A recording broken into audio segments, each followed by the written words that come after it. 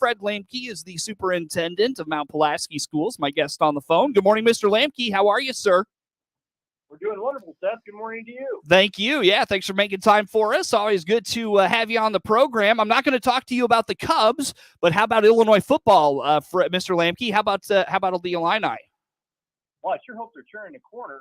They looked better. I hate seeing us lose that second game of the year, but against Virginia last week, a team that really took it to us a year before, the defense held them down. The offense did the job. So I'm a little bit excited about this fall. I was going to say, I just got off the phone with Bob Asmussen, the Illini beat writer. He thought 8 wins was feasible this year. Obviously, things have to go almost perfectly for that. But, yeah, he's talking 8 wins. So exciting time to be an Illinois fan. And, you know, I was telling him, Mr. Lamkey, for the first time in forever, I actually enjoy watching the Illinois defense more than I like watching their offense. And that was a real surprise to me as I was sitting there watching that game Saturday. Especially considering their youth as well, because there's a lot of young guys playing football for Illinois right now. But that defense is going to be their cornerstone if they're going to get 8 wins this year. Yeah. So keep it up. Freshman had the punt pick up for the touchdown, and then he had a pick later in the game. I think I saw that was the first time that's happened in. I don't even remember. Maybe it was the first time it happened. I can't remember, but it was quite the feat. So yeah, you're right. It's a real young team. So looking forward to the future there. But Mr. Lamkey, as we talked this morning, you know, you mentioned you hate to, like, folks in the law enforcement world and others. You use the Q word and they call the authorities, but it's been quiet on your front. How about that kind of change of pace for you? It's been outstanding. I was at a meeting last night with the Mount Pulaski Business Association, and just having a conversation with them, that the students, the staff, everybody's so upbeat. You know, again, as rough as the last 2 years have been, I think it gave people a new appreciation for what you have. You know, sometimes you have to lose it to understand it. But yeah, the kids are great. The staff is working hard, and we're off to an awesome start with the school year. Let's talk budgets, Mr. Lamkey, because this has been a topic with your peers, particularly in areas of the state where CPPRT dollars, they benefit greatly from those. I don't know what the situation is for Mount Pulaski. Like I said, you and I talked Illinois and Cubs before we got started, so we didn't dive too deep into the weeds on this. But how about CPPRT dollars? What do those mean for Mount Pulaski schools? Do you get a good chunk of those? Yeah, well, coming into every summer when I'm starting my budget, I really hold back on what I think they're going to be, because I keep getting surprised each year with how high those dollars actually are. And I would say we're in a spot right now where our CPPRT numbers are probably about 3.5 times what they were 5 years ago. And that's a big help to school districts, especially rural school districts, when you're putting together a budget. How much of your budget do those dollars make up? Well, the entire budget, maybe about a tenth of it, but still, that's a chunk of money that comes out. Traditionally, I was budgeting for about $200,000 in that category, and it's been as high as $650,000, $700,000 in the last 2 years. Holy smokes! I still budget in my mind for $200,000 because I anticipate it falling backwards, but it hasn't done it. So that's been a really nice shot in the arm. Well, a couple of things a couple of ways you could look at that. That's less money you have to levy on your community and your taxpayer. Also a nice boost to the reserves, I'm sure. Yeah, absolutely. When we're looking at our tax levy, and we're considering the tort fund, and we're looking at Social Security, IMRF, my goal is to take those numbers down as far as I possibly can, because that's where we impact the community. You know, I want to have enough money to do the business of the district, but not enough that we're building up reserves in those areas. And that money does allow us to do those things as well. So yeah, it really is in a savings for our taxpayers. So what are you going to do, Bob? Why do I keep doing that? Mr. Lamkey, what are you going to do? What are you going to do with those dollars? You just put up a nice new addition on your facility. I don't know if you're like, you know what you should do, Mr. Lamkey? You should put some turf on that baseball field. Coach Washko would really appreciate that. Well, I think you've been talking to some people in our community. Those things, what we're focusing on right now is we are doing improvements in our district every year. We just finished up some improvements to the outside. We had some real resurfacing issues that we had to attack. Our 1963 high school building needed a new roof. We went that route. And right now we're working with our architect to do extended renovations on the 1963 piece of the high school, mostly science labs and updating, and then also doing some renovations at our grade school as well. And the conversations I have with people is that, number one, we have to get these buildings up to the standard they should be to have good, strong instruction in them. But you're right, coming down the road, there could be a time in the near future when you start considering things like athletic fields and upgrades in those areas as well. So that's an exciting piece of our future moving down the road. What's your community wanting? It's not overly clear. I think they've loved the new high school. And I think they feel confident in where that referendum and their tax dollars went, that we put it to good use. And I do believe they want to see upgrades in our grade school, because we have a 1951 building, a 1960 edition, 1970s edition. So it's kind of piecemealed together at the grade school. And I think we're working on trying to bring them up to the 21st century a little bit as well. And I think that's probably the next real big focus. But we're still dealing with a science lab at the high school that dates back to the 60s and 70s. So that's another focus, and getting that up to standard too. Sure. Maybe let's save that projects discussion for after the break. Our guest on the phone is Mr. Fred Lamkey, superintendent of Mount Pulaski Schools. I kind of want to dive more into the budget, though, Mr. Lamkey. How about COVID dollars? I know that you're getting some of those even still. I think there's some programs that are in place that schools are going to keep getting dollars for over the next year or so. But how about your budget through the COVID years, and how it's faring as we come out of that? Well, we've gone through there's been three different sets of dollars that have been given to us in the school district. The ESSER 1 and then ESSER 2, we've gone through those dollars. And right now we're working on budgeting for ESSER 3. And we're trying to find things that are, one, going to help our students and help our school come out of the pandemic and be stronger. And also trying to put things into our infrastructure that's going to help us in the future as well, not things that are disposable dollars. So things that we had to look at doing, security systems and things of that nature in both of our buildings, bring them up to standards, one thing we're looking at. But we're also looking at instructional things. We brought in more Promethean smart boards type things into all of our classrooms. We've made a switch over to Chromebooks from iPads that we used previously, because we feel like the Chromebooks serve our older populations in a much better fashion. And then updating our classrooms and making them, again, cleaner, stronger, better environments. So that our ESSER money's kind of been going those directions. And that's been another nice shot in the arm to be able to do things that otherwise we couldn't do. And then it's allowing us to use our tax dollars to do the upgrades on the other pieces of our school district. So it's been a great benefit to us, without a doubt. Well, and to go back to that boost in those CPPRT dollars, not only that, but Mount Pulaski schools benefit from the Logan County 1 cent sales tax that has been in place for many years now. I venture a guess, that Mount Pulaski doesn't get the portion of those dollars like a Lincoln High School or, some of those districts in the Lincoln community. However, that's revenue that you can rely on. So how about that? Yeah, absolutely. When we built our high school, we had a $10 million referendum, but we built a $16 million high school. And so we used reserves and we used a referendum to help pay for it. But then we also had to use, we sold bonds against our future sales tax revenue and also against our CCPRT. And that allowed us to do some financing for that high school as well. So probably about half, a little more than half of our sales tax money right now is going into payments for our high school. But it still is a nice chunk of money that every year when we're looking at doing improvements in our buildings, it gives us that savings plan that we can make those improvements as opposed to push it off to another year. Mm-hmm. So without it, that sales tax money itself.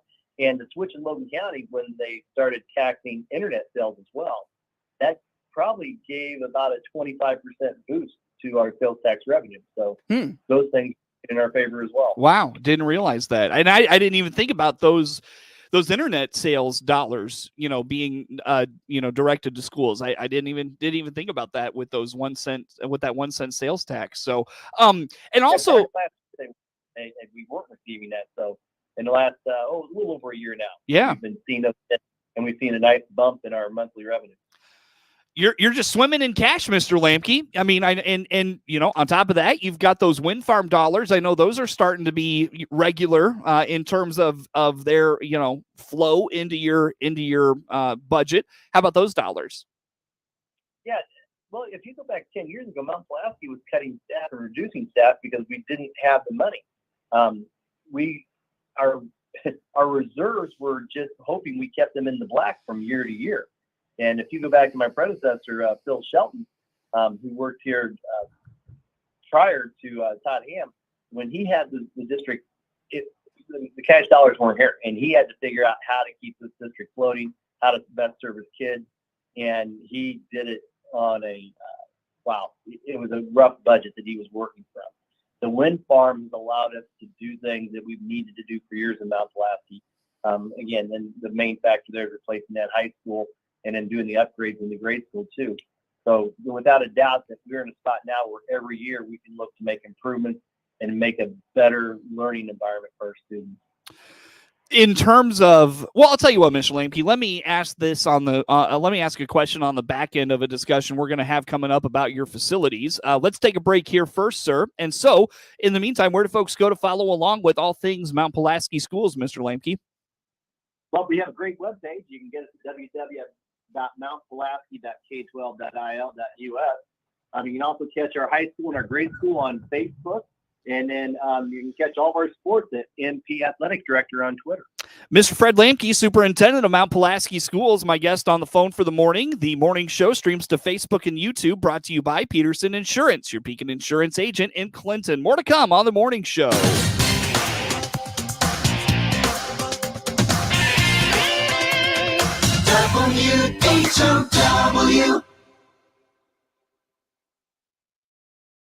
WHOW.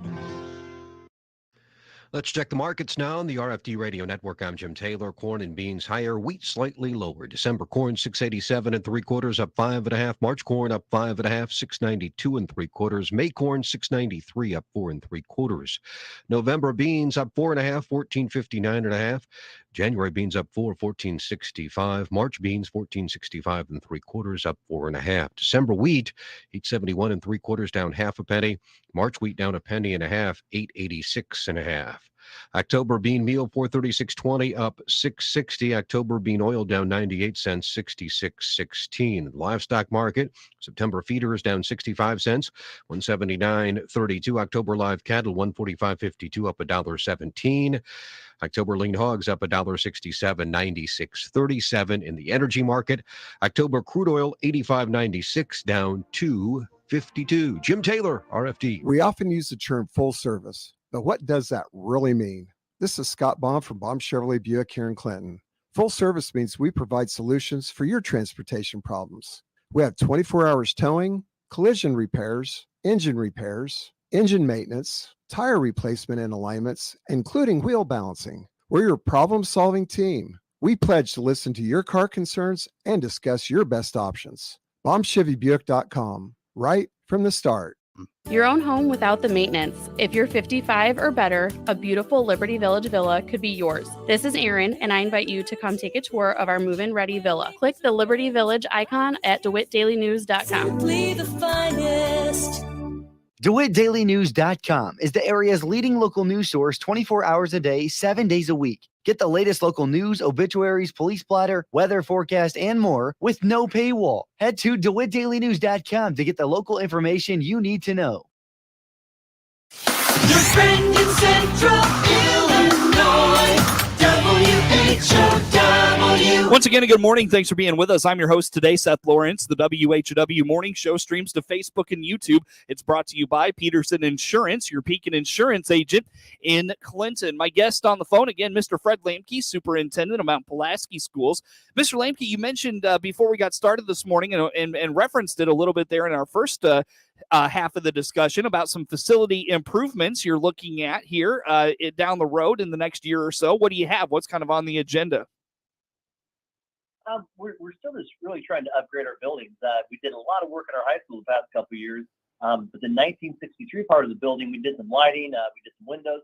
But now we're going to get down to some instructional things in our science lab, just updating equipment, making better working environments, because in 1963, when our science labs were designed, they were designed for 1963 science, and here we sit in 2022. Things have changed, and so we want to update and make those better environments for them to learn. We're looking in our ag department too. We have an outstanding ag teacher who's been with us over 30 years, Ralph Allen, and trying to upgrade his facilities and keep our ag program one of the best ones in the state. And then it's a great school. It really just comes down to creating better classroom environments for our younger students. Our buildings have been built in the 50s, 60s, 70s, and 80s, and we've done some small things. We put air conditioning onto them, which is no small thing. But the classrooms need a little love. And so we're working on building some new walls, creating some new spaces, and also trying to meet the needs of our growing population, and then also the new things that we have. The technology that comes in. We have more special needs students now than we previously had, and that's requiring more space. So we're trying to create those with our renovations as well. Sure. Well, it sounds like you're doing a lot of kind of playing catch up here in the last 3 or 4 years. Yes, we are. And again, and they were doing the best they could in Mount Pulaski with what they had. And it just, with Mount Pulaski previously was much more they were reliant on state monies, and we know that the state wasn't giving us monies. We weren't getting the dollars we were promised previously, let alone what we needed to run a school district. And now that we do have some new revenues coming in, we are trying to make up for lost time. And we're very fortunate that we have that ability to do it. We feel blessed. Yeah. Well, and as you play catch up here with your facilities in terms of giving them the care and attention that they've needed for some time, I venture a guess, Mr. Lamkey, you're going to come to a point where it's like, we've added this extension, we've put roofs on, we've done, lighting, we've done, we've added the technology and the infrastructure that's needed for the 21st century learning environment. Obviously, you're going to continue to maintain facilities. You're not just going to neglect them, stop spending money on things that need to be done. There's going to be minor maintenance things here and there, but I venture a guess you're going to come to a point where you say, man, we've done a lot, and there's not a lot more in terms of big spending that we can do. When does that point come? And then what do you start to do with those dollars? Because you talked about it in our first segment about how really the revenues that are, being added to your budget the last 5 to 10 years are really starting to pay dividends. What happens when you get to that point where you're like, we've done a lot, let's sit back, keep maintaining things, but now we can adjust those dollars elsewhere? How about that? Yeah, well, I think I learned a good lesson about 6 or 7 years ago. I went down into Southern Illinois and for a sectional basketball tournament. I went into a community had a high school, a little smaller than Mount Pulaski, but they had this brand new facility. It was phenomenal. Just amazing that school that small could have not just a gym facility, but I'm talking about the schools, instruction, classroom, all brand new. It was outstanding. And I had an opportunity to talk with some folks from that school district, and they said this was made possible because they had a power plant in their district that generated a lot more revenues, a lot more resources, and put the money in. But over time, that power plant was, if I remember right, they were worried about it closing down, and they were having trouble just coming up with the money needed to run the district as they built it. So the problem in education is that you become so reliant on revenues you have no control over. You really got to look to the future about where we're going to be. Mm-hmm. Right now, we are in a good situation because of our wind farms. But these wind farms, they depreciate over time. So over the next, 18 to 20 years, we're going to receive less and less revenues from them. But at the same time, during those 20 years, we're also going to have rising expenditures. So we have to find a happy medium of how we create a reserve system in Mount Pulaski that allows us to maintain for the future while also being very respectful of taxpayer dollars. Mm-hmm. We're not here to bank a lot of money at the expense of the taxpayers. But at the same time, we have to make sure that we're going to be able to keep our doors open going down the road. Mm-hmm. So I'm working with the board to develop a plan for how we do those things. But I think we have to wait and see where that takes us. Right now, we're in a position where we have many, I would say for the next 4 years, 5 years, getting our district to where it should be is what we're really working on doing, building up that infrastructure.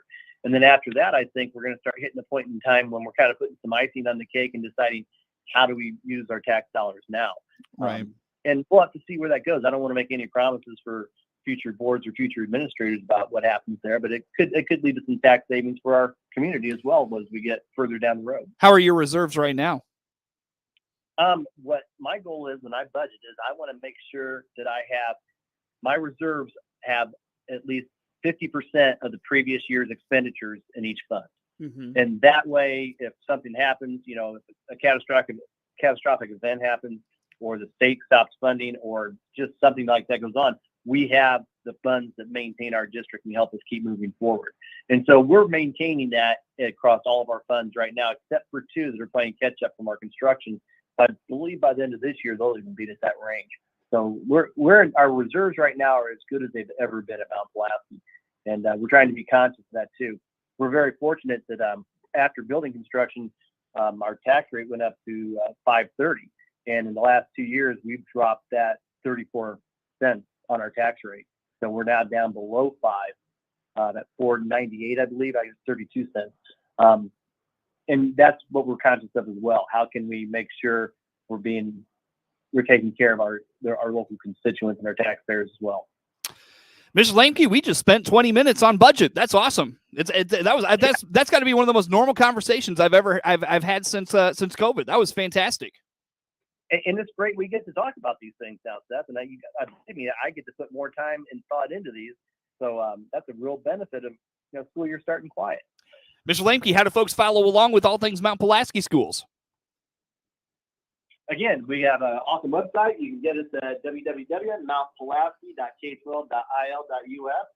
Catch us on Facebook at the high school and grade school. And then we have a Twitter account, MP App Director. Catch us on Twitter. Get all our scores posted. Sure. Everything Mount Pulaski. Fred Lamkey, Superintendent of Mount Pulaski Schools. It's WHOW. The Big 1520 WHOW